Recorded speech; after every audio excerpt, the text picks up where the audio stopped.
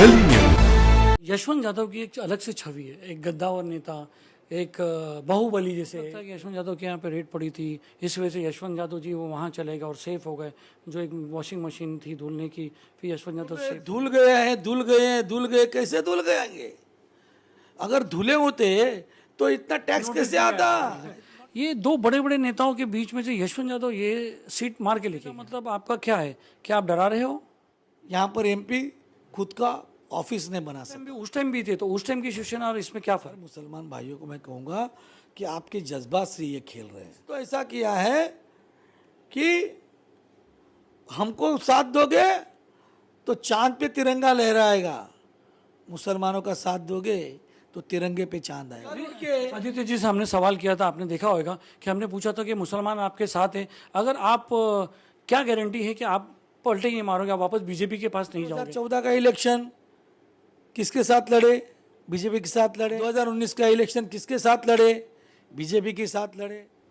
BJP से खिलाफ जाकर इसकी क्या गारंटी की है बीजेपी के साथ में फिर से नहीं आएंगे? तो बाहर वक्त भी नहीं देते ये थे। तो बाहर की बात है, मगर तो आज बहुत इंडिया सारे में लोग आज तो कहावत तो आपने सुनी होगी कि हर सक्सेसफुल आदमी के पीछे एक औरत का हाथ होता है। और हम आपको मिलाने जा रहे हैं यशवंत यादव जी से। यशवंत यादव और यामिनी यादव जो है शिवसेना शिंदे कैंडिडेट, जो है बाइकल्ला के प्रेजेंट एमएलए है, अभी MP ticket south candidate south Mumbai से शिंदे ग्रुप से मिला है। हम आपको बता दें कि उस वक्त जब यशवंत जी थे तब यामिनी यादव उनके जो है उनकी सक्सेस के पीछे हमेशा खड़ी। चुनाव की स्ट्रैटेजी तो देखिए, चुनाव की स्ट्रैटेजी तो बताई नहीं जाती है। फिर भी जो दिख रही है आपको दिखाई होगा कि रोज़ हमारा कैंडिडेट घूम रहा है, हमारे कार्यकर्ता घूम रहे हैं, सभी की हमारी यहाँ मीटिंगें चल रही हैं, सबके साथ बातचीत हो रही है, घर घर जाके हमारे कार्यकर्ता मिल रहे हैं। हमने क्या काम किया, हम कैसे अच्छे हैं और हम कैसे काम करेंगे, ये सब मालूमात हम लोगों को दे रहे हैं। बस इस तरह से काम हमारा शुरू है, इस तरह से शुरू रहेगा। साउथ मुंबई को लेकर डिक्लेयर करने में बहुत वक्त लगा और आपके हाथ में बहुत कम वक्त है, उस पर क्या कहना चाहोगे? क्योंकि एरिया बहुत बड़ा है। देखिए, एरिया बहुत बड़ा है, ये सही बात है, पर इस एरिया में हम बचपन से देख रहे हैं, इस एरिया में पहले बड़े हुए हैं, पले हैं, तो ऐसे कुछ नहीं लग रहा है कि कोई एरिया बड़ा है। और जब इतने सालों का तजुर्बा है, इतने सालों से हम काम कर रहे हैं, और तजुर्बा देखते हुए बस भले टाइम थोड़ा कम मिला, ये तो मैं भी मानता हूँ, टाइम कम मिला है, पर कम टाइम में भी हम लोगों तक कैसे पहुँचेंगे और लोगों के दिल की बात जो है वो जानकर उन्हें उस तरह से ट्रीट कैसे कम कर सकते हैं, ये हम अच्छी तरह जानते हो करके हम भले टाइम शॉर्ट भी है तो भी हम सही ढंग से लोगों तक पहुंच रहे हैं। आप दूसरे एरिया में, बाइकल्ला तो आपका एरिया, लोग आपसे मिलते हैं, दूसरे एरिया में जाते हो तो क्या रिस्पॉन्स मिल रहा है आपको? नहीं, बाइकल्ला एरिया ऐसा मैं नहीं बोलता हूँ कि बाइकल्ला ठीक है, बाइकल्ला भी तो हम क्या है, यहाँ पर एमएलए के नाते मेरी मिसेज चुनकर यहाँ पर लोगों ने दिया है उनको। पर बाजू का जो एरिया है, जैसे कि मलबार हिल है, मुंबा देवी है, कोलाबा है, शिवरी है और वर्ली है। शिवड़ी वर्ली में तो हम पहले से ही, मैं जब से शिवसेना में काम कर रहा हूँ, ये विभाग जो है, ये विभाग में काम होता है, तो ये हमारा 3 कॉन्स्टिट्यूंसी का पहले विभाग का, आपको शायद मालूम होगा कि पहले एमपी 3 वार्ड का होता था, फिर ये 6 वार्ड इकट्ठा हो गए, फिर एक एमपी का एक वार्ड बन गया। पर ये 3 वार्ड जब जुड़ गए हैं तो ऐसी कोई बात, नया कोई वार्ड नहीं है। जब काम का तजुर्बा मालूम है, काम करने का ढंग मालूम है, तो ऐसा नया तो नहीं लगता है। काफ़ी जुने पुराने दोस्त अपने वहाँ पर है, जान पहचान वाले लोग हैं, तो वैसा कोई और काम करने का आखिर तरीका एक ही जैसा होता है ना। हम बाइकला में जिस तरह से काम करेंगे उसी तरह का काम वहाँ करना है, तो फ़र्क तो ऐसा कुछ लगता नहीं है। आप अपने काम की छवि यहाँ दूसरों को बता रहे हैं कि देखो मैंने ऐसा ऐसा काम किया है। ज़रूर, जब काम किया है तो काम किया है वो तो बताना ही पड़ेगा। जब यहाँ पर अभी इलेक्शन शुरू है, इलेक्शन में सबको बताना पड़ता है कि भाई हमने ये काम किया है, और जिस हल्के में हमने काम किया है उस हल्के का ही हमको पहली बात तो एग्जाम्पल देना पड़ेगा ना। जी। तो वो हम एग्जाम्पल दे रहे हैं। एक यशवंत यादव की एक अलग से छवि है, एक गद्दावर नेता, एक बाहुबली जैसे एक इमेज चल रही है हमेशा। इसके बारे में क्या कहना चाहोगे यादव? मुझे ऐसा लगता नहीं है, बस सभी मेरे दोस्त हैं, बुज़ुर्ग हैं, सभी को मैं उनके उम्र के मुताबिक हर एक को उनको रिस्पेक्ट देते आया हूँ। बच्चे भी हैं तो बच्चे के साथ भी मैं बच्चा बन के रहता हूँ, ऐसी कोई बात नहीं है। पर ठीक है, जब कोई नड़ता है तब देखा जाता है, तो वहाँ बाहुबली दिखाना पड़ता है। दिखाना पड़ता है, कभी कभी करना पड़ता है ऐसी बातें। और मैं शिव सैनिक हूँ, बाला साहब का शिव सैनिक हूँ, शिव सैनिक ही रहूँगा। इसलिए शिव सैनिक को हमको सिखाया है ये बाला साहब ने कि 80% समाजकारण और 20% राजनीति, ये देखकर इस ज़िंदगी में काम करो तो ही तुम्हें कामयाबी मिलेगी। हम उसी तरह से काम कर रहे हैं। महाराष्ट्र विकास आघाड़ी सरकार जो आपके अपोजिट में है, वो एक डर दिखाती है बीजेपी के कि आपकी शिंदे साहब की गवर्नमेंट जो है बीजेपी के साथ है। एक बहुत बड़ा देश का माहौल ऐसा है, एक डर दिखा रही है कि भाई एक कॉन्स्टिट्यूशन चेंज हो जाएगा, मुसलमानों के सारे हक मारे जाएंगे। और जैसे वीडियोज़ आते हैं, जैसे कंप्लेंट्स आती है कि वीडियोज़ देखते हैं आपके भाई मदरसों में ये झंडा लहराना, मुस्लिम को तकलीफ देना, भी बीच में कुछ वीडियो चल रही थी कि वोट नहीं डालने देना, ये सब चल रहा है। तो जब आप मुसलमान एरिया में जाते हैं तो इस बात का आप कैसे काउंटर करते हो? देखिए, मैं तो पहली बात तो ये बोलूँगा कि हर मुसलमान जज्बाती होता है, क्योंकि मुसलमान जज्बाती इसलिए होता है कि उनके कौम के प्रति उन्हें बहुत प्यार है, उनके धर्म के प्रति उनको बहुत प्यार है। और जज्बात तो हर एक को होना चाहिए, ये कोई गलत बात नहीं है, बहुत अच्छी बात है जज्बाती होना। पर उनके कभी कभी जो ओवर जज्बात है, उसका फ़ायदा कुछ राजनीति वाली पार्टियां उठाती है। जैसे कि पार्टियां उनको बोलते कि जैसे कि अभी आपने एक मुद्दा छेड़ा, मुझे बताया कि संविधान को बदल देंगे। कैसे बदल देंगे? क्यों बदलेंगे भाई? 10 साल से मोदी जी हैं। अगर संविधान में अगर कुछ करना होता तो ये 10 साल में किया होता। 10 साल में किया होता। क्या किया उन्होंने? कौन सा तकलीफ दिया है? शरीयत का भी हम कहीं जाए, सीए का भी हम कहाँ जाए, तो ये तो केंद्र शासन का इसमें तो कोई हाथ नहीं है, ये तो सुप्रीम कोर्ट की जजमेंट है। और जब सुप्रीम कोर्ट की जजमेंट है तो आप केंद्र शासन को दोषी कैसे ठहराते हैं? सर, मैं तो यही बोल रहा हूँ। सुप्रीम कोर्ट की तो बहुत सारे जजमेंट रहते हैं। अभी जैसे कि इलेक्शन कमीशन में 2 वो रहेंगे, एक चीफ जस्टिस ऑफ इंडिया रहेंगे, वो मोदी जी ने बदल दिए। तो सुप्रीम कोर्ट की अगर अपन बात करेंगे तो यहाँ नहीं इस पे लागू होता है। कौन सा बदल दिया है? जो सुप्रीम कोर्ट की कौन सी जजमेंट बदली है? कोई जजमेंट ऐसी बदली नहीं जो सुप्रीम कोर्ट ने दी है। सर आर्टिकल निकाला है उन्होंने, ये अपना वो निकाल के पार्लियामेंट में 2 बेंच, जो सुप्रीम कोर्ट के एक सुप्रीम कोर्ट के एक जज चीफ जस्टिस ऑफ इंडिया और 2 जन, एक अपोजिशन पार्टी और एक PM Modi ji prime minister रहेंगे। 3 जन की कमेटी बैठेंगी। 3 जन की कमेटी जो है वो एक चीफ इलेक्शन कमीशन ऑफिस करती है। सुप्रीम कोर्ट का ऑर्डर था, मगर जब बाद में मोदी जी ने उसको पलटा दिया, उन्होंने एक अमेंडमेंट निकाला, उन्होंने एक ये निकाला, उस चीज़ को रद्द किया और सिर्फ 3 आदमी रखे, 2 अपनी तरफ और एक ये, वो एक अलग इशू है। हम बात करते हैं यशवंत यादव जी से। यशवंत यादव जी एक बाइकल्ला एरिया में, जिसके पहले एमआईएम की सीट थी, वो जो मुसलमान लोगों के बीच में रह चुका है। बचपन से आप ज़्यादातर इसी एरिया में रहे, आपने सबको देखा है, तो उसके बारे में हम बात कर रहे हैं। देखिए, मैं इतना समझता हूँ कि मैं बहुत गरीबी से आज इस मुकाम तक पहुँचा हूँ। हम 7 भाई बहन थे। मेरी माँ बीएमसी में, मुंबई महानगर पालिका के सफाई गार करके उन्होंने काम किया है। तो माँ का काम करने मैं भी जाता था। तो माँ का जो कचरा उठाती थी, मैं खुद माँ को हेल्प करता था कचरा उठाने में, वो गाड़ी में भरने में। 10:30 बजे तक काम करता था, फिर घर पे आता, नहा भी के 12:30 बजे की स्कूल थी, ह्यूमा स्कूल में मैं पढ़ रहा था। 12:30 से 5:30 तक, 5:30 बजे उठता था, जे के वो मॉर्चुरी के वो गेट से, 14 नंबर गेट से जाके, फिर डोंगरी पे जो जोसफ स्कूल है, सेंट जोसफ स्कूल, उसके बाजू में दरगाह है, वो दरगाह के बाहर 6 से 9 खिलौने बेचता था। तो गरीबी हमने बहुत देखी है और मुझे मालूम है गरीबी क्या होती है। और इसलिए आज हम ज़मीन पे इसीलिए है कि ये गरीबी देखी हुई है ना, इसलिए हमें, भले आज हम जो भी है, पर वो दिमाग से जाता नहीं, वो अतीत हम भूल नहीं सकते। तो इसलिए आज भी मेरी माँ 83 उसका उम्र है, मेरी माँ मेरे पास ही है। मैं मेरी माँ को आज भी मेरे पास बहुत अच्छी तरीके से वो रह रही है।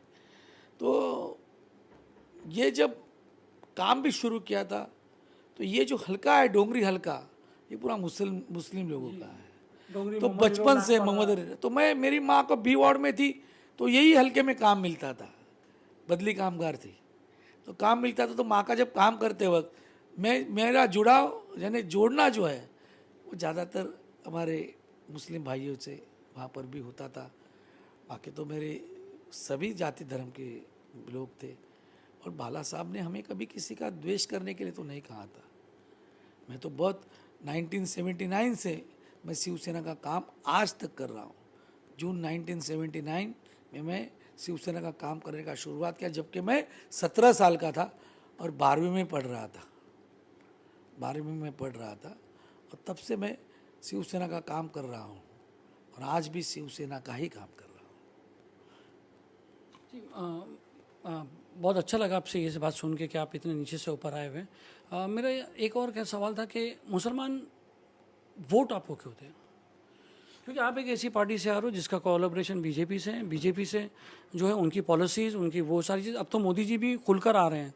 मोदी जी ने खुलकर बोला कि इनके ये आपका उठा के, कांग्रेस आपका उठा के इन बाहरी लोगों को दे दोगे, ऐसे ऐसे वर्ड कस कर ओपन आ रहे हैं। तो आज की तारीख में मुसलमान जब मोदी जी का बयान सुनता है तो फिर यशवंत यादव पे कैसे भरोसा करे, यामिनी यादव पे कैसे भरोसा करे? देखिए, मैं बोल रहा हूँ ये देश की राजनीति है।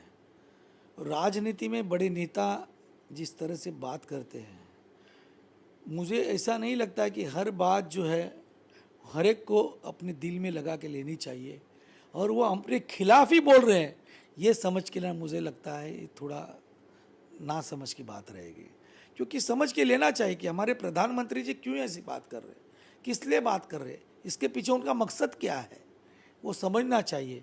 पर मैं बोला ना कि आजकल समझ न रखते हुए लोग बस आते हैं सामने, उलझाते हैं, अफवाहें उठाते हैं, और अफवाह उठाने के बाद में आज ये होने वाला है, वो होने वाला है, संविधान बदलने वाले हैं। संविधान कैसे बदल सकता है? संविधान फिर वैसा देखने जाए तो आज इतने सालों से कांग्रेस की 27 केंद्र शासन में रह चुकी है, उन्होंने कितनी बार संविधान में बदलाव किया हुआ है, छोटे मोटे बदलाव तो किए हुए, कितनी अमेंडमेंट्स उस वक्त की हुई है। तो मोदी जी ने कौन सा अमेंडमेंट किया है, कौन सा अमेंडमेंट करने वाले हैं? और करना होता तो गए 10 सालों में किया होता, क्यों नहीं किया 10 सालों में? तो आज वो फिर कैसे करेंगे? तो ये सब जो है वो सिर्फ मोदी जी को बदनाम करने के लिए, जो विरोधक है कांग्रेस है, उनके साथी जो घटक पक्ष है, वो आज जो जिस जिस तरह से कोशिश कर रहे हैं, तो मुझे लगता है ये सही नहीं है। और मैं मुसलमान मुझे क्यों वोट करे? क्योंकि मैं जिस हलके से चुन कर आता हूँ वहाँ पर ज़्यादातर मुसलमान भाई बहन वहाँ पर रहते हैं, और जब भाई बहन सब मुसलमान भी हैं, हिंदू भी है, एक साथ में इकट्ठा रह रहे हैं, और रहने के बाद में जब मुझे जैसे को एक एक चाली में रहने वाला इंसान को चुन के देते हैं, तो मेरा एक फ़र्ज़ बनता है, क्योंकि गरीबी मैंने देखी है, आम इंसान कैसे जीता है वो मैंने देखा है। मैं आज भी चाली में रहता हूँ, मैं आज भी फ्लैट में नहीं रहता हूँ, मैं आज भी चाली जैसे बिल्डिंग में मैं रह रहा हूँ।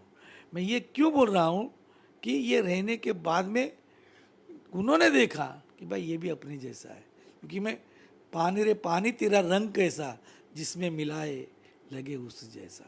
मैं पानी बन के सबके साथ में घुल मिल जाता हूँ, और यही देख के मुसलमान मेरे से काम भी करवाते हैं। मैं सभी का काम करता हूँ, मैं कभी कोई कौम नहीं देखता हूँ, कोई जाति धर्म नहीं देखता हूँ, और इसलिए मुझे लगता है कि जब मैं काम कर रहा हूँ, मुस्लिमों का भी काम कर रहा हूँ, तो मुझे मुस्लिम लोग वोट देने चाहिए, और इसलिए मैं समझता हूँ कि मुझे मुस्लिमों के वोट चाहिए।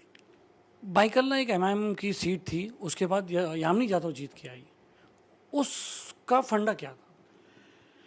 देखिए, फंडा तो मैं यही इसलिए था पूछ कि रहा हूँ कि आपको भी पता है वो ज़्यादातर मुस्लिम एरिया, आगरीपाड़ा, ये सब जो एरिया है वहाँ पर मुस्लिम वोट की अहमियत रहती है।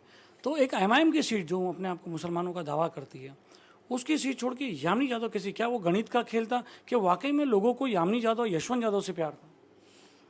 मैं तो यही समझता हूँ कि लोग इतने होशियार हैं, और लोग इतने होशियार बल्कि समझदार भी है कि उनको समझ में आता है कि काम करने वाले इंसान कौन है। और उन्होंने देखा कि जब यामिनी जिस जब चुन कर आए, उनके पहले जो भी थे, उन्होंने उनका काम देखा, जो काम नहीं वो सिर्फ उनके जज्बातों से खेलते थे। ऐसा उनको लगा होगा, और उनको लगने के बाद में उन्होंने देखा कि हमें तो काम करने वाला इंसान चाहिए, और इसलिए उस वक्त आपने देखा होगा कि रोना धोना भी हुआ, बहुत रोना धोना हुआ। कितना रोना धोना हुआ, कितने रोए, क्योंकि ये मुसलमान जो जज्बाती होते हैं, तो उनको यही लगा कि अगर हम रोते हैं तो हमारे मुस्लिम भाई जज्बाती होते हैं, वो हमें वोट देंगे। और हुआ भी वैसे। 25,000 लिए हुए वोट थे, रोने के बाद में 6,000 वोट बढ़ गए रोने से, क्योंकि सब मुसलमान बेचारे हमारे भाई बहन वो सोचने लगे, अरे ये बेचारे रो रहे हैं तो चलो जाने दो, आखिर कुछ भी है, अपने कौम के हैं, ये सोच के जज्बात में आके उन्होंने वोट किया। फिर भी काफ़ी मुसलमानों ने हमें वोट किया, काफ़ी लोगों ने हमें वोट किया, तो वो जानते थे कि हमको काम चाहिए। और आज पहले जैसा वो मुसलमान नहीं बचा है कि सिर्फ जज्बात पे ही चलने वाला। आज वो समझदार हो गया है मुसलमान, और मुसलमान ये सोचता है कि हमें काम चाहिए, हमें इंसान को देखना है कि ये काम करने वाला इंसान है क्या, फिर वो भले कोई पार्टी से हो, किसी भी पार्टी से हो। और मैं इतना ही कहूँगा कि आज का मुसलमान बहुत समझदार है, वो समझता है कि हमारे यहाँ काम कौन कर रहा है, और वो उन्होंने देखा कि ये काम करने वाले लोग हैं। यशवंत यादव काम करने वाला है, यामिनी यादव काम करने वाली है, क्योंकि यामिनी यादव 2012 से लेके 2017 तक जब नगर सेविका थी, उस वक्त उन्होंने जो काम किया था वो काम सबके नज़र के सामने था। वो काम हमने जब लोगों के सामने लेकर गए, तभी लोगों ने 2019 में वो कामों को देखते हुए यामिनी यादव को चून कर दिया। एक एमआईएम के जो लोग थे इलेक्शन वारिस पठान के हारने के बाद सब आपके पास आ गए, क्या फंडा था वो, क्या क्या जादू था आपके हाथ में, जो लोग सब आपके पास आ गए?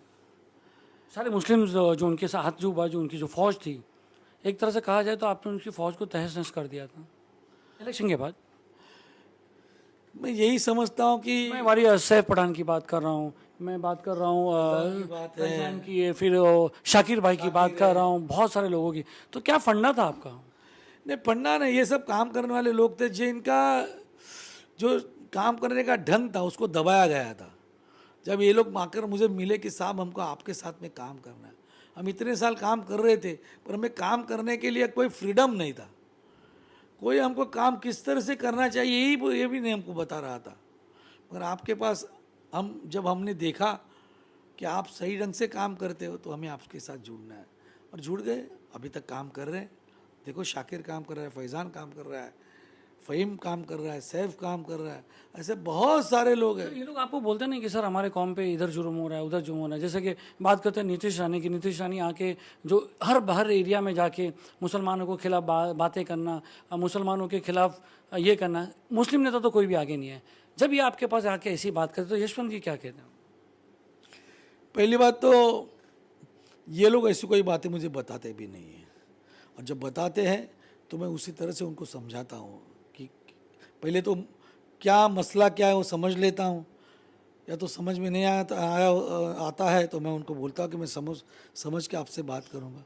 पर मुझे पूरा यकीन है कि मैं मेरे वार्ड में रहने वाले हर कौम के, हर जाति धर्म के लोगों के लिए झगड़ रहा हूँ। उनका काम कैसे होगा, यही ख्वाहिश। नीतीश रानी सपोज आपके वार्ड में आते और एमएलए एरिया में आते हैं और ये सब बातें करते, तो यशवंत यादव का स्टैंड कुछ रहता है उनके खिलाफ बात करने? देखो, मुझे तो यही बोलना है कि कोई ये लोकशाही है, किसी को भी कहीं भी जाने का पूरा हक है, तो कोई भी आ जाए। और मुझे मालूम है, मेरे लोगों के ऊपर मेरा विश्वास है, और लोगों का हमारे ऊपर विश्वास है कि लोगों को कोई भी हमारे बारे में कुछ भी बोलेगा, लोग इमीडिएटली उसके ऊपर विश्वास नहीं करेंगे, ये मुझे पूरा विश्वास है। और इसलिए किसी के भी बहकावे में लोग नहीं आएंगे, भले आप कितना भी उनको बोल दो। लोगों को एक मालूम है कि यादव फैमिली ये सबको साथ लेके काम कर रही है। हम अगर किसी का काम हमारे हाथों से नहीं होता है तो भी किसी का नुकसान तो हमारे हाथों से कभी नहीं हुआ है। कोई ये नहीं बोल सकता कि इन्होंने हमारा नुकसान कर दिया है। बाकी ठीक है, जाने अनजाने में किसी को दुख दर्द पहुंचा भी होगा, हम ऐसा नहीं बोलते, पर दुख दर्द कभी पहुंचा होगा, किसी का काम हुआ भी नहीं होगा, तो ये सब चीज़ें कभी होती है एक काम करने वाले इंसान के हाथों से ही होते हैं। जो काम नहीं करता है उसके हाथों से गलती होने का सवाल ही नहीं होता है, पर जो काम करता है उसके हाथ से कभी कभार गलती होती भी बाला होगी। साहब ठाकरे के जी सर। मैं ये समझता हूँ कि शायद हमारे हाथों से कुछ गलती हो भी सकती है, इंसान है भाई हम, और हो भी सकती है कोई गलती, जाने अनजाने में कुछ भी हो सकता है। तो हम तो ऐसा कुछ होगा तो हम तो तहे दिल से माफ़ी मांग चाहेंगे, पर जानबूझ के हम किसी का नुकसान नहीं करते। बाला साहब की आपने बात की, इतने रिस्पेक्ट से बात की, बाला साहब ठाकरे ये थे, मगर जब ये पार्टी टूटने की बात थी तो 13 लोगों में से एक आपकी टीम का भी नाम था जो जिन्होंने पहले जो वो कहते हैं कि बगावत कर दी, तो उसके बारे में क्या कहना है? देखिए, वो वक्त ही अलग था और हालात इंसान को बदल देते हैं। कुछ हालात ऐसे आए थे कि हमें बदलना पड़ा, और हमने बदलाव लाना ही खुद में ठीक समझा करके हमने वो निर्णय लिया। जो एक आरोप लगता है कि यशवंत यादव के यहाँ पे रेड पड़ी थी, इस वजह से यशवंत यादव जी वो वहाँ चले गए और सेफ हो गए, जो एक वॉशिंग मशीन थी धुलने की, फिर यशवंत यादव सेफ हो गए, ये थ्योरी को आप कैसे देखोगे? देखिए, मेरे पास रेड हुई थी, ये तो एजेंसी का काम है। ऐसे कितने लोगों के पास एजेंसी जा जाती हैं।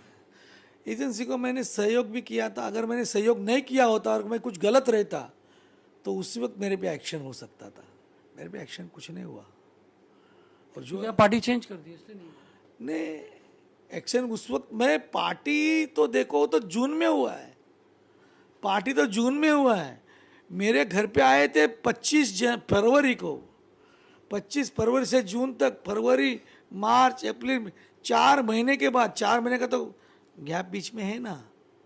अगर ऐसा रहता तो उसी वक्त मैं कहीं ना कहीं जा एक सकता बात था। चलती है, बहुत प्रेशर आया आप पे कि आप नहीं resign नहीं करो। नहीं, ऐसा कोई प्रेशर क्योंकि मेरे उसके पे बाद से नहीं तो है। ईडी वगैरह आपके पास आई नहीं कुछ भी। नहीं ईडी, अरे जब कुछ मिला ही नहीं है, जब कुछ मिला ही नहीं है, मेरे घर में क्या मिला? ये तो खाली मीडिया ने चला लिया, ये है वो है वो है वो है, क्या मिला मेरे घर में? कुछ नहीं मिला। मेरे घर में आज भी मेरे पास प्रूफ है, या तो कोई प्रूफ करके बताओ कि मेरे घर में क्या मिला, कि और कहीं पे क्या क्या मिला।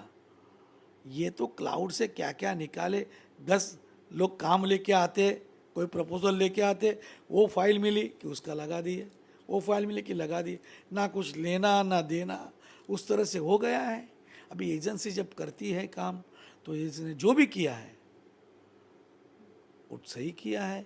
अभी उसके लिए हमको लड़ना है, एक नोटिस हम लड़ रही है। नोटिस आई हुई है आपको कुछ इनकम टैक्स की, कोई आप घूम रही है व्हाट्सएप पे कि यशवंत यादव को नोटिस आई इनकम टैक्स की? मुझे क्या नोटिस आई है? कौन सी नोटिस इनकम है? टैक्स की कोई नोटिस आई है? नहीं, इनकम टैक्स तो चालू ही है। वो तो लोग बोल रहे हैं धुल गए हैं, धुल गए हैं, धुल गए। कैसे धुल गएंगे? अगर धुले होते तो इतना टैक्स नोटिस कैसे नहीं आता? आया। नोटिस क्यों आती? तो बोलो, और बोलना तो मुंह से बोलो, कहाँ कहाँ से बोल रहे हो? थोड़ा समझो कि हम कहाँ से बोल रहे हैं। अरे भाई, तुम ही बोल रहे हो वॉशिंग मशीन, मगर वॉशिंग मशीन में हम रहते, तो आपका कहना है कि नोटिस नहीं आती? नोटिस आती ही नहीं थी। पर जो आया है वो हम, जो अपीलेट अथॉरिटी है उसके पास हम गए हैं, सही क्या गलत क्या वो देखेंगे, और वो जो फैसला देंगे वो हमें मंजूर होगा। और अभी सिर्फ सिर्फ फैसला हो कि उन्होंने जो इनकम टैक्स ने जो ऑर्डर किया है, वो ऑर्डर को हमने अपीलेट अथॉरिटी के सामने चैलेंज किया है। अब जब उसका फैसला आएगा वो हमें मंजूर रहेगा। बाकी तो हमारे पर क्या इल्ज़ाम है? कुछ भी इल्ज़ाम नहीं। एमएलए रहते हुए यामिनी यादव के फंड से कब्रिस्तान को फंड किया था 50 लाख रुपए में से कितना किया था? देखिए, फंड तो कब्रिस्तान में हमने आज भी हाई मास वगैरह सब लगाए, बहुत सारे काम किए। काम इतने हुए कि हम गिन नहीं सकते हैं, इतने काम हुए। और आपने देखा होगा कि आज भी लोग, कुछ भी है किसी भी पार्टी का, मगर वो बोलता है कि यस यामिनी यादव ने काम किया है, यशवंत यादव ने भाई कला में काम किया है, ये हर कोई बोल रहा है। बाकी नहीं बोलने वाले तो तुम सोना लगा कुछ भी करो, वो तो नहीं बोलेंगे। उनकी फितरत ही वैसी होती है, तो क्या करेंगे? किसी की फितरत तो हम बदल नहीं सकते। जब किसी की फितरत है। उर्दू भवन को लेके बात करते हैं। उर्दू भवन जो है यामिनी यादव यशवंत यादव का जो प्रपोजल था वो आपने चालू किया था। फिर एक बीजेपी का नेता आता है और लोधा मंदन प्रभात लोधा जी, शायद if I am not mistaken वही थे, वो कुछ ऑब्जेक्शन लेते वो काम रुक जाता है। देखिए, पहली बात तो ये उर्दू भवन नहीं है, उर्दू लर्निंग सेंटर बनाया गया है। और ये जो जगह थी वो आईटीआई को दे दी थी। ये जगह आईटीआई ने नहीं चलाई और उसके बाद में बीएमसी ने ये जगह रिटर्न लेकर वहाँ पर एजुकेशन किसको के दी? लिए, ये समाज के सामने आना एजुकेशन के जरूरी लिए ये होने के बाद में वहाँ पर उर्दू लर्निंग सेंटर बनाने का प्रपोजल था जो पहले से चल रहा था। यहाँ ये हल्का जो है, ये हल्के में मुस्लिम भाई बहन भी ज़्यादा होने के बाद में बहुत सारे मुस्लिम भाई हमारे आकर जब उन्होंने अपनी इच्छा प्रदर्शित की कि हमें यहाँ पर उर्दू भवन चाहिए, पर हम बोले भाई उर्दू भवन तो नहीं हो सकता, उर्दू लर्निंग सेंटर यहाँ पर हम करेंगे। और ये बात वही हमारे टाइटल से चेंज में पहले, वही टाइटल चेंज में कि पहले उर्दू भवन की बात हुई थी, अभी उर्दू लर्निंग सेंटर की बात करें, क्योंकि बीजेपी का एक नेता अपोजिशन में है, कुछ लिटिगेशन भी चले गए, तो वही कि पहले आपने एक चीज़ पास करवाई थी उर्दू भवन की, बाद में ये क्या हुआ? उर्दू भवन ये कभी शब्द ही नहीं आया है। ये तो गलत वर्ड इस्तेमाल किया जा रहा है। उर्दू भवन का भी शब्द आया ही नहीं। जब से शुरुआत हुई उर्दू लर्निंग सेंटर से ही शुरुआत हुई है और उर्दू लर्निंग सेंटर के ही नाम से यहाँ पर जो फंड है वो सैंक्शन होके उसका काम शुरू हुआ था। पर अभी एक अच्छी बात है कि वहाँ 1.33 का एफएसआई था, अभी 5 का एफएसआई दे वहाँ पर दे, स्टेटस क्या है आज की तारीख में? नहीं, उस 5 का एफएसआई दे के वहाँ पर आईटीआई भी बनेगा और जो उर्दू लर्निंग सेंटर के नाम से जो प्रोविज़न हुई थी उससे जो काम होने वाला था वो भी काम होगा और आईटीआई भी वहाँ पर बनेगा जो 45 से 50 हज़ार स्क्वायर फीट का होगा और जो 17,000 स्क्वायर फीट का जो लर्निंग सेंटर बनाने वाले थे पहले उस ढंग से वो भी चीज़ वहाँ पर बनेगी। आप अगर जीत के आ जाते, जैसे ताई अगर जीत के आ जाती है यामिनी यादव, तो माइनॉरिटी मुसलमान अपने आप को कितना सेफ समझेगा इस एरिया में, आपके एरिया में? बात की देखियो गिर गए, मैं 97 से अब तक 25 साल चुन कर आ रहा हूँ, लोग मुझे चुन कर दे रहे हैं। तो 25 साल में मेरे इस हलके में किसी भी हिंदू, मुस्लिम, सिख, ईसाई, बौद्ध किसी को तकलीफ नहीं हुई है। तकलीफ में बोला ना, जाने अनजाने में होती है वो अलग बात है, पर ऐसी तकलीफ नहीं हुई है और हमने किसी का बुरा नहीं किया है। किसी को तकलीफ होगी तो आपकी छवि बहु बोलेगी, कोई बोलने भी नहीं आएगा। For the lighter movement. नहीं नहीं नहीं, बाहुबली की कुछ बोलने नहीं, उल्टा मेरे लिए, मेरे पास बोलने को आते कि साहब आपने ये किया, कुछ गलत किया। एक मैं नहीं नहीं नहीं, देखियो कैसा है कि सामने वाला खुद ही गलत होगा तो उसको भी समझ में आता कि मैं गलत हूँ और उसको समझ में आता है और मैं उसको बता देता हूँ भाई तुम इस तरह से गलत हो, तुम इस तरह से सही हो, ये सही है, ये गलत है, और मैं समझा के उनको समझा देता हूँ और उनको मालूम है कि मेरी गलती है। और जब गलती होती है तो इंसान शांत बैठता है, गलती नहीं होगी तो कोई भी शांत नहीं बैठेगा। कोई ऐसा मुस्लिम ऑर्गेनाइजेशन आपके पास आई है, कोई लोग आए हुए हैं जो बोल रहे हैं हमारा समर्थन जो है XYZ को है, दूसरे कैंडिडेट को है, कोई आपके पास मेमोरेंडम लेके आया कि भाई हमारे को मुस्लिम्स को, हमारे को साउथ मुंबई के लिए हमको ये चाहिए, ऐसा कुछ आया है? बहुत सारे आते हैं, बहुत सारे आते हैं। मेरे पास तो गरीब लोगों के लिए मैं हूँ, अमीर लोगों के लिए भी हूँ, सभी के लिए हूँ, पर मेरे पास ज़्यादातर गरीब लोग ही आते हैं क्योंकि अमीरों का तो काम नहीं आना है, वो तो अपना काम करा लेते हैं, वो हर उनका कॉन्टैक्ट्स होते हैं, वो सब काम करा लेते हैं। पर कभी भूल चूक से कोई आ भी गया तो हम उनको भी जितना काम उनका करना है वो काम कर देते हैं। भाई गरीब लोग तो आते हैं, फिर उनको कुछ तकलीफ है, किसी को शादी की तकलीफ होती है, किसी को अपने सेहत की तकलीफ होती है, किसी को एडमिशन की तकलीफ है, बहुत सारी होती है। एक आखिरी सवाल आपसे करना है, समीकरण जो चल रहा है, कैलकुलेशन होता है, आप भी कर रहे हो कि आपकी पार्टी भी करी होगी पहले सीट डिक्लेयर करने से, ये दो बड़े बड़े नेताओं के बीच में से यशवंत यादव ये सीट मार के लेके गया, ये बहुत बातें चल रही है। नहीं नहीं, राहुल नार्वेकर जी जो हाउस के वो थे, वो इस रेस में थे, ऐसी बात चल रही है। फिर बाद में मिलिंद देवरा जी जो अपनी पार्टी छोड़ के यहाँ पर आए, जिनको वहाँ पर राज्यसभा में टिकट मिल गई, राज्यसभा मेंबर बन गए, उसके बाद यशवंत यादव, यामिनी यादव अचानक कैसे? देखिए क्या है, पार्टी के जो बड़े लोग होते हैं वो ये देखते हैं कि सभी लोग दिग्गज हैं, सभी लोग काम करने वाले हैं, सभी लोग अच्छे कार्यकर्ता है, सभी लोग जनप्रतिनिधि करके रह चुके हैं।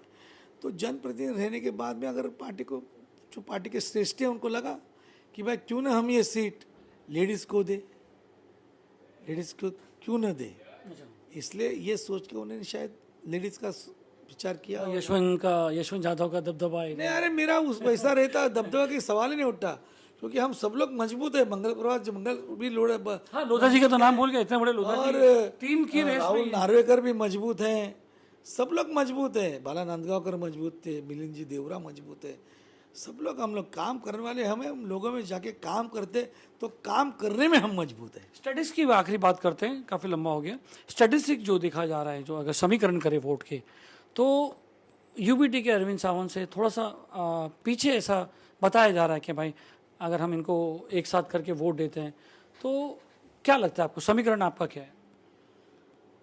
नहीं, समीकरण में इतना ही कहूँगा कि मेरे मुसलमान भाइयों बहनों को मैं इतना ही एक रिक्वेस्ट करूँगा कि आप जज्बात में मत आए हो। जज्बात में कुछ गलतियाँ ऐसी मत करो कि आपको भुगतना पड़े। आपने देखा है गए 10 साल में आपको किसी ने नहीं देखा है। आप कौन सी भुगतना पड़े बोलने का मतलब आपका क्या है? क्या आप डरा रहे हो? नहीं, हाँ, आप डरा रहे हो कि भुगतना पड़ेगा? क्योंकि ये वर्ड ऐसा ऑफेंसिव लगता है कि अपन ने 10 साल भुगतना पड़ा है हमको। मैं बोल रहा हूँ कि गए 10 साल भुगतना पड़ा है। कोई लोग ऐसा नहीं समझे कि भाई ये डरा रहा है यशवंत। नहीं नहीं, 10 साल इसके पहले 10 साल भुगतना पड़ा है कि कुछ काम ही नहीं हुए। एमपी के पास ढूंढने जाते तो एमपी यहाँ पर है ही नहीं। आजकल नगर सेवक जो बनता है वो खुद का ऑफिस बना लेता है, कार्यालय बना लेता है। पर आज 10 साल होने के बाद में भी, मिनिस्टर होने के बाद में भी यहाँ पर एमपी खुद का ऑफिस नहीं बना सका। वो ऑफिस कौन सा लिया उन्होंने? तो जहाँ वो काम करते हैं एमटीएनएल का वो ऑफिस, यानी ऑफिस भी गवर्नमेंट का, गाड़ी भी गवर्नमेंट की, हर चीज़ गवर्नमेंट की। और ये एरिया में इतने बड़ा बड़ा लोकसभा क्षेत्र था, पूरे लोकसभा क्षेत्र में एक कार्यालय भी ये बना नहीं सके गए 10 सालों में। लोकसभा के बाहर इनका ऑफिस का कार्यालय था, वो भी गवर्नमेंट ऑफिस का। वहाँ पर लोगों को बुलाते थे, वहाँ पर काम। तो ऐसा जो खुद का कार्यालय नहीं बना रहा है, जिन्होंने खुद का कार्यालय नहीं बनाया, वो लोगों का काम क्या करेंगे? खाली पोपट पंची करके और बात करके नहीं होता है ना।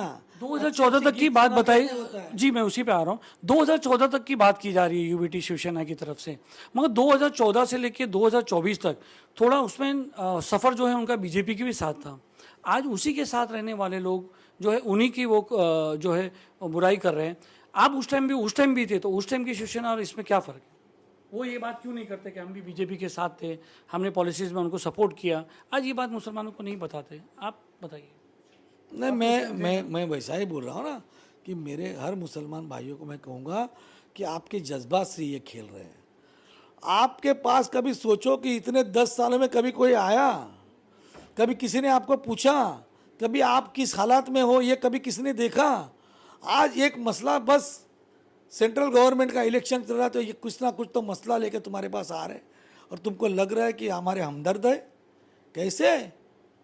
इन्होंने कभी आपको साथ दिया है? एक स्पीच में मैंने इन्होंने स्पीच तो ऐसा किया है कि हमको साथ दोगे तो चांद पे तिरंगा लहराएगा, मुसलमानों का साथ दोगे तो तिरंगे पे चांद आएगा। इस तरह से बात करने वाला आपको चल रहा है। जो आपके लोगों को कौन से मुसलमानों का काम इन्होंने किया है ये पहला दिखाए।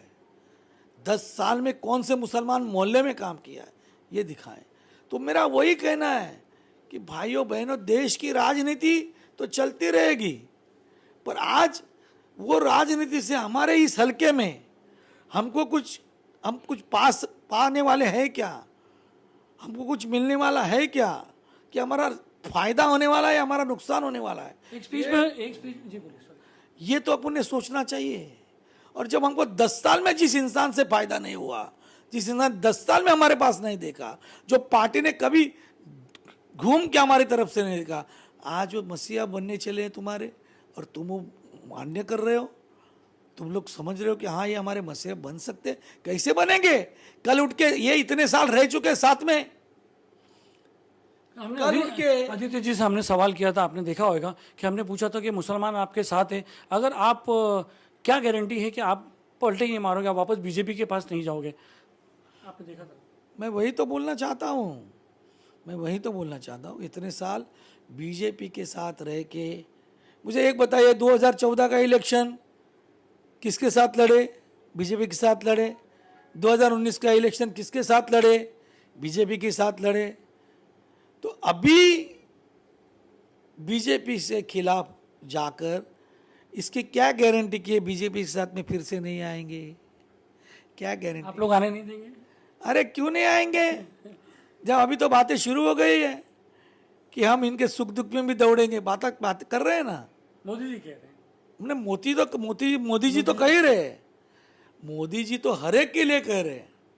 मोदी जी का बड़ा विशाल हृदय है, और विशाल हृदय करके आज दुनिया में हिंदुस्तान को उन्होंने तीसरी महासत्ता बनाने का जो सपना देखा था, आज वो बना दिया है।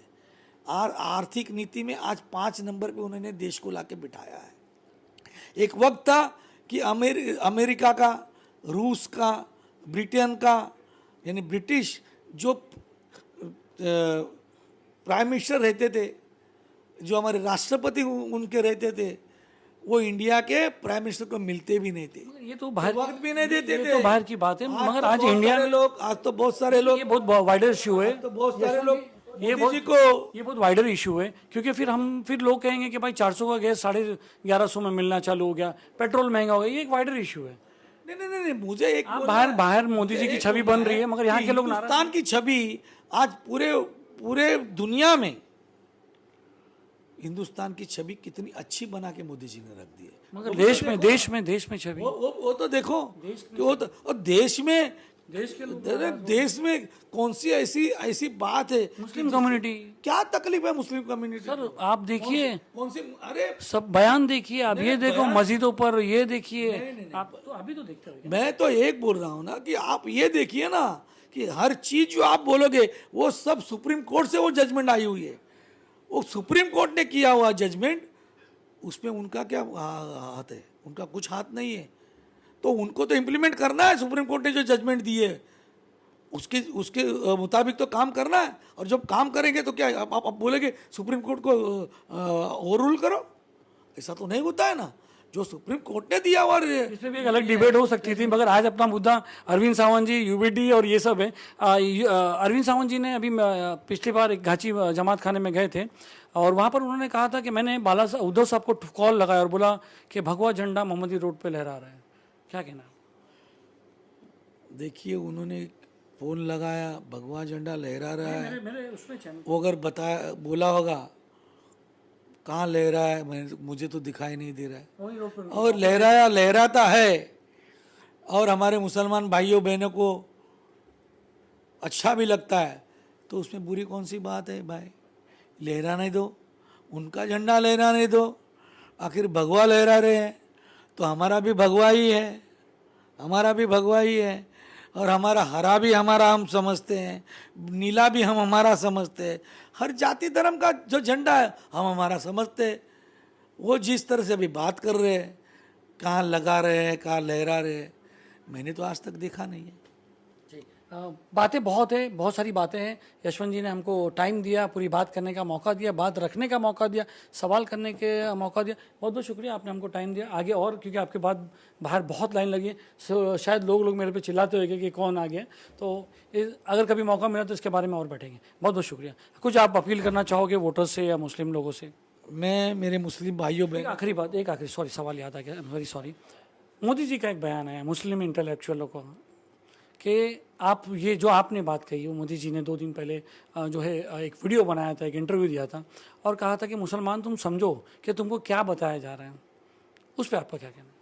सुनो, मुझे तो लगता है हर मुसलमान, बीजेपी के ऑफिस पे कब्जा कर लो, उन्होंने बोला। मैं तो एक बोल रहा हूँ कि हर मुसलमान वो वीडियो, वो क्लिप सुनना चाहिए। मैं पहुंचा रहा हूँ, आप पहुंचाओ। अगर आप पहुंचाएंगे, हर मुसलमान वो क्लिप देखेगा, तो मुझे बहुत बड़ी खुशी होगी। बीजेपी के ऑफिस पे कब्जा कर लो, ये वर्ड तक यूज किया है उन्होंने। तो उसके पीछे भी कुछ मकसद उनका होगा ना, उसके पीछे भी तो कुछ मकसद होगा। क्यों समझते हो? तो क्या बुरा है? अगर देश का पंतप्रधान ये अगर बातें कहता है, तो पंतप्रधान की बातों में आपको दम लग रहा है, या कोई अरे गहरे जो बात करे उनके बातों में आपको दम लग रहा है? आज पंतप्रधान है, वो प्राइम मिनिस्टर है, वो जो बात कर रहे हैं आज सभी को साथ में लेके चाहे वो जा रहे हैं। इसलिए सबका साथ सबका विकास उनका नारा ही है। जी आप वोट और मैं यही कहूँगा मेरे मुसलमान भाइयों बहनों को कि भाइयों बहनों माताओं, आप किसी के बहकावे में मत आओ। आज ये देखो कि जो आज तुमको भड़का रहे हैं, जो आज आपके बीच में आके आपको आपका मसीहा बनने का जो नाटक कर रहे हैं, यही लोग आपके खिलाफ थे, यही लोग आपको छल करने का काम कर रहे थे। आज आपके पास आए, मगर कभी ये तो सोचो, उनके गिरेबान में उनको बोलो कि जरा झांक के देखो कि तुमने मुसलमानों के लिए कुछ किया है क्या। जब कुछ किया नहीं है तो आज कुछ भी अफवाहें उठा के आज तुम हमारे पास आ रहे हो, तो ये जरा सोचो, किसी की अफवाहों में मत आओ, किसी की गैर बातों में मत आओ। और ये देखिए कि हमारे इस विभाग का विकास कौन करेगा, इस विभाग को कौन आगे लेकर जाएगा, हमारे मसले हल कौन करेगा, हमको तकलीफ होगी तो हमारे काम कौन आएगा, हमें जो जो समस्याएं होगी उसको समस्याओं को छुड़ाने का काम कौन करेगा, उसको हल करने का काम कौन करेगा, वो देखो। और जो आ रहे हैं वो उनको पहले भी मौका दिया था, 2 बार मौका दिया था, और मगर देने के बाद में उन्होंने गए 10 सालों में मिनिस्टर बनने के बाद में भी इधर कुछ भी नहीं किया है। तो ऐसे लोगों को फिर से आप, जब वो एक जज्बात से आपके खेलने आए, तो आप अपने अपने जज्बातों से खेलने को उनको दोगे और आप उनको फिर से यहाँ पर खड़ा करोगे, फिर से आप उनको कुछ चुन के देने की बात दिमाग में लाओगे? बिल्कुल नहीं। तो आप ऐसा मत गलती कीजिए। तो आज आपके सामने जो आपके साथ में जो एक लेडीज खड़ी है, जो लेडीज कैंसर होने के बावजूद भी लोगों में जाके काम कर रही है, लोगों का सुन रही है, जो लेडीज 2012 से लेकर नगर सेविका के नाते काम कर रहा है, 2019 से लेकर अब तक ये विधायक के नाते, एमएलए के नाते काम कर रही है। काम करते हुए उन्होंने कभी हिंदू मुस्लिम देखा नहीं है। और आज ये अपने क्षेत्र का विकास करना है तो अपनी सूझबूझ सामने रखकर ऐसे लेडी को आपको सोचना चाहिए कि ये लेडी को हमको आगे लेकर जाना है। क्योंकि ये लेडी आज महिला सशक्तिकरण, महिला सबलीकरण बोलने वाले विपक्षी जो हैं, उन्होंने किसी भी लेडीज को यानी यहाँ पर एक सोचा नहीं है आज तक कि यहाँ पर किसी लेडीज को टिकट देना चाहिए।